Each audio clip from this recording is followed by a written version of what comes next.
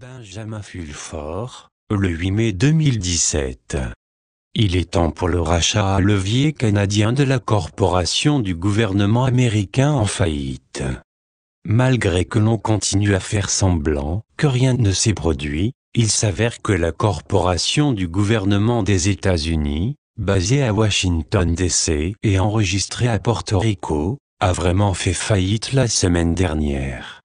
La faillite de Porto Rico est différente de la faillite de Détroit, parce que Porto Rico est une filiale à part entière et donc, la société mère doit assumer les arrières.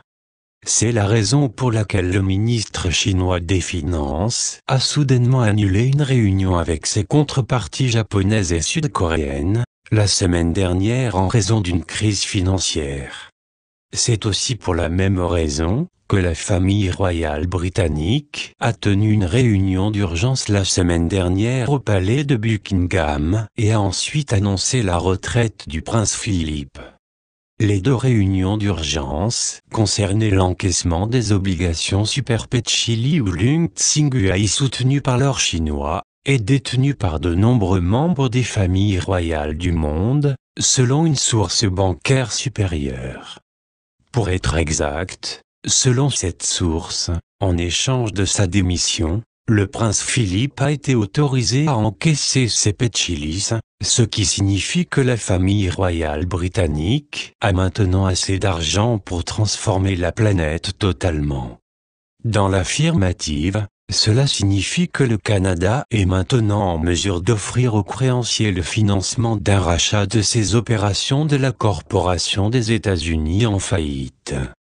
Le résultat serait une fin de l'insanité et de la criminalité sans fin, qui émerge continuellement de Washington DC.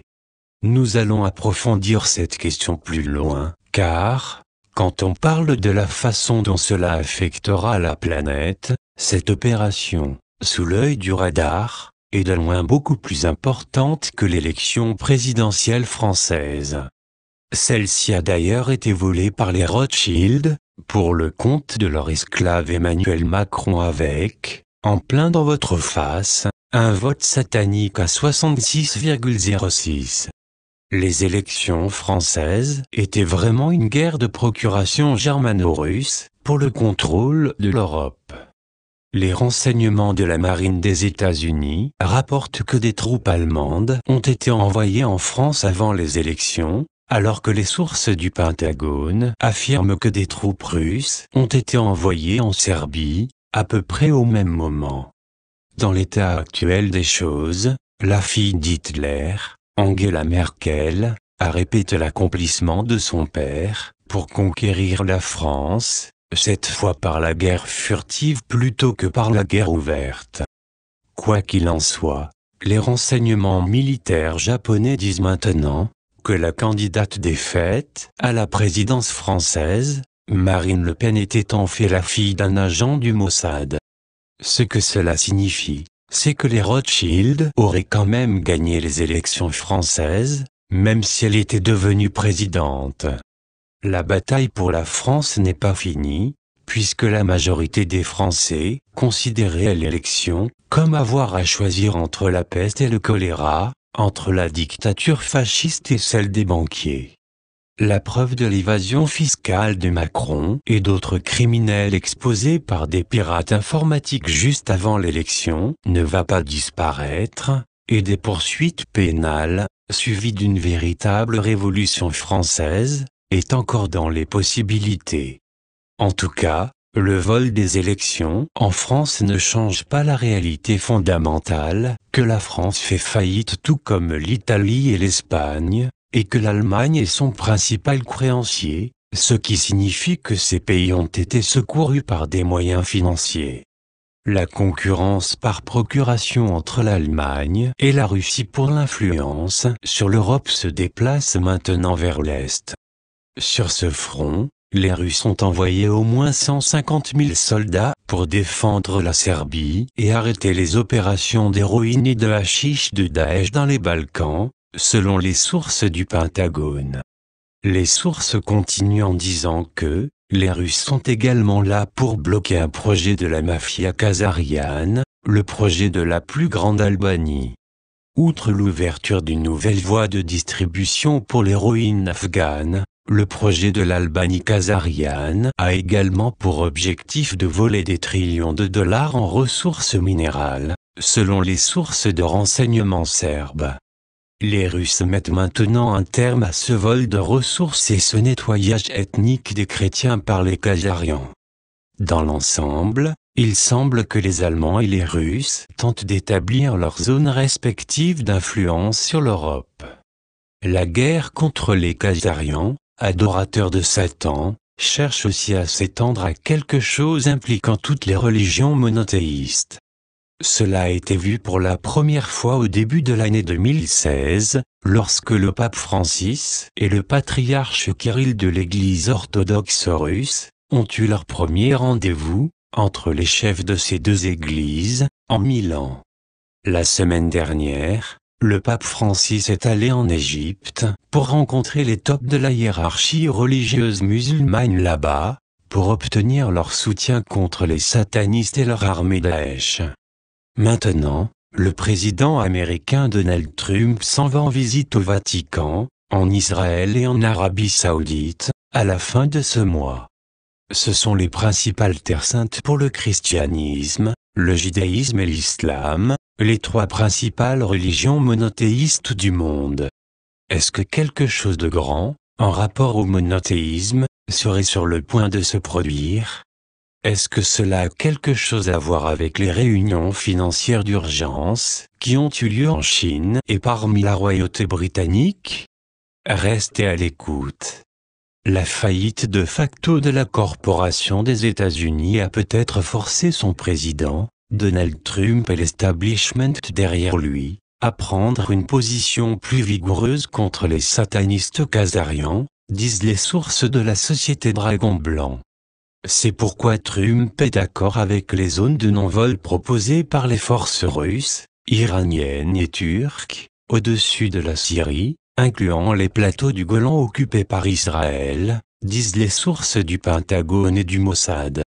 Les Israéliens sont en panique en ce moment, parce qu'ils sont forcés par le reste du monde à devoir abandonner leurs terres illégalement saisies, et à faire la paix avec les Palestiniens.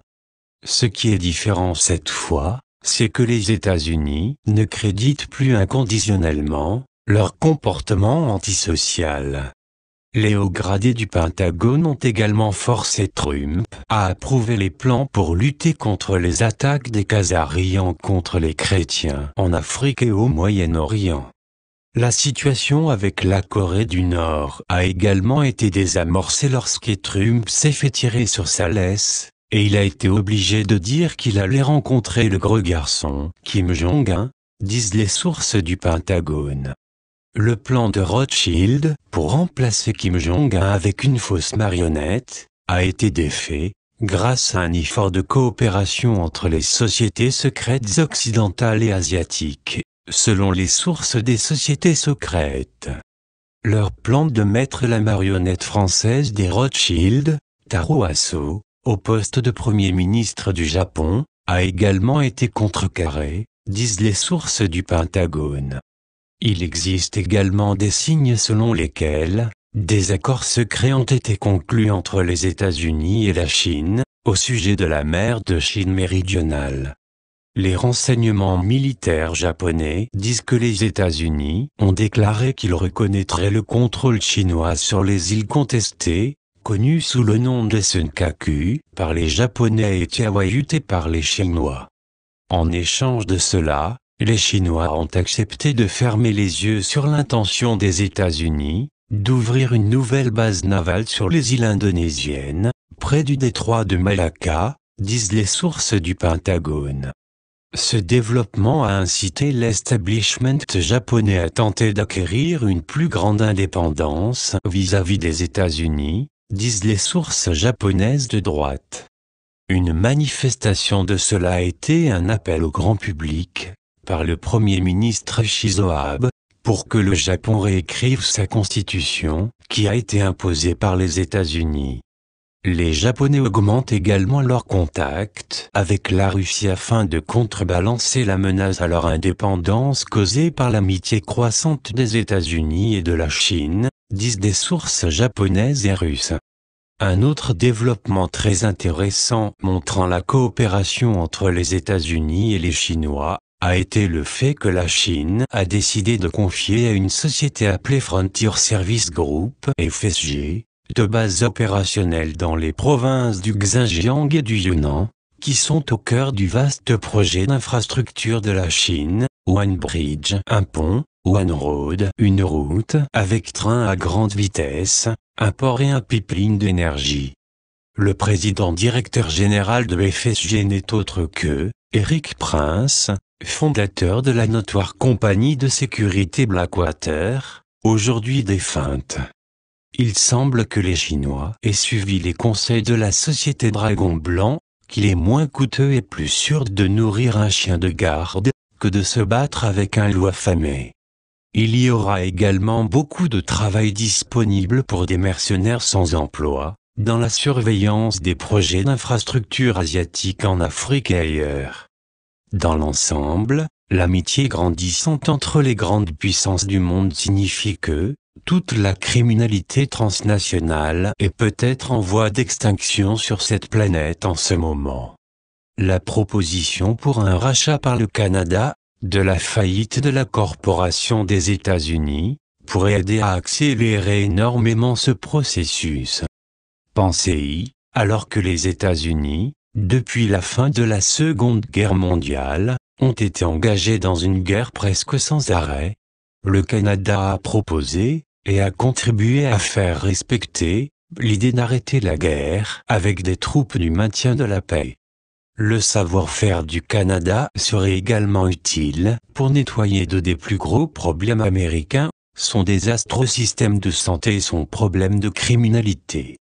Les Canadiens consacrent aux soins de santé environ la moitié de ce que les Américains y consacrent, et pourtant ils vivent plus longtemps.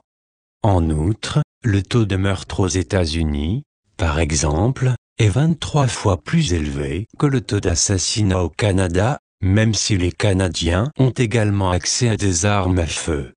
En plus, de nombreux Américains pourraient commencer à passer leurs étés dans des chalets au Canada. Le Canada pourrait également aider à créer un comité de vérité et de réconciliation pour le gouvernement américain, afin que de bonnes personnes impliquées dans un établissement criminel puissent recommencer à neuf. L'ancien président des États-Unis, Bill Clinton, qui est apparemment proche de la mort, veut apparemment donner l'exemple en faisant des aveux, pour soulager sa conscience avant de quitter ce monde. La bataille de l'évolution n'est pas gagnée par le lion qui se bat, il est gagné par le lion qui est de retour dans sa grotte et qui fait l'amour. C'est pourquoi la société Dragon Blanc soutient le hippie qui dit faites l'amour, non pas la guerre. Traduction Estelle Pénote de la traductrice.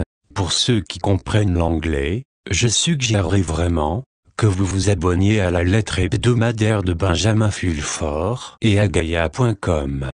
Les gens comme eux travaillent fort pour nous, et ce, au péril de leur vie. Les soutenir est un tout petit moyen de leur témoigner notre reconnaissance. benjaminfulford.net et Gaia.com